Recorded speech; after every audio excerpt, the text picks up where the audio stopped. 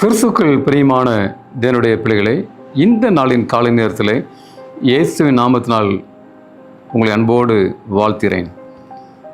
தேவனுடைய கிருபை இந்த நாளில் உங்களோடு கூட இருப்பதாக. இன்றைய ஜீவ வார்த்தையாக நீதிமொழியின் புத்தகம் 23வது அதிகாரம் வசனம் 17-18 வாசிக்கிறேன். நன்றாய் கவனிங்கள். உன் மனதை பாவியல் மேல் பொறாமை கொள்ள விடாதே.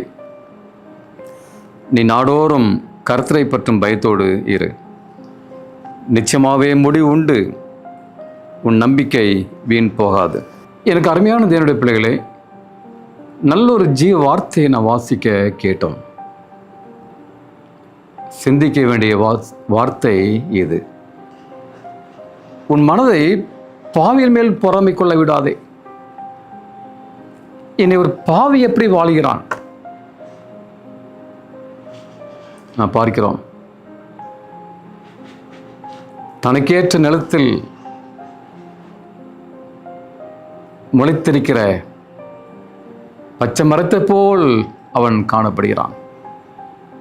ஆனாலும் அவன் முடிவை பாருங்கள் என்று வேதம் சொல்கிறது. எனவே பாவியின் மேல் உன் மனதை பொறாமை கொள்ள விடாதே. நீ நாடோறும் கர்த்தரை பற்றும் பயத்தோடு இரு. உன் வாழ்க்கையிலே கஷ்டமா, துன்பமா, கடன் பாரமா, வியாதியா, மரணத்தின் பிடியில் வாழ்ந்து கொண்டிருக்கிறீர்களா?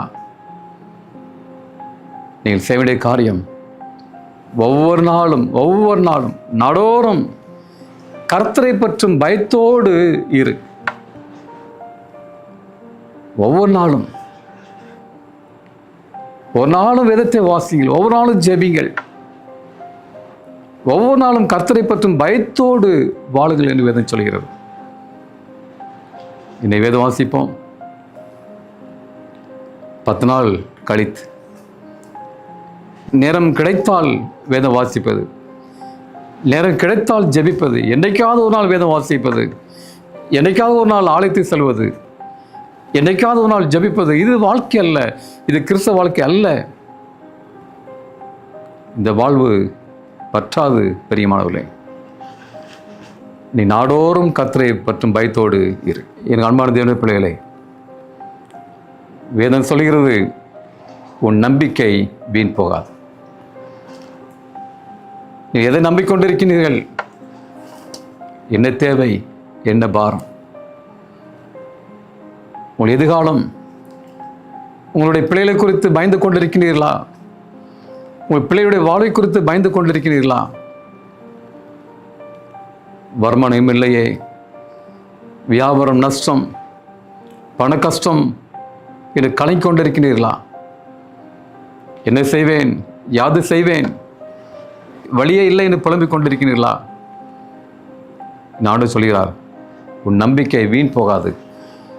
நீ செய்ய வேண்டிய ஒரு காரியம், ஒவ்வொரு நாளும் நாடோறும் கர்த்தரை பற்றும் பயத்தோடு வாழும் பொழுது பிரியமானவர்களே, ஆண்டு சொல்றாரு, உன் நம்பிக்கை வீண் போகாது.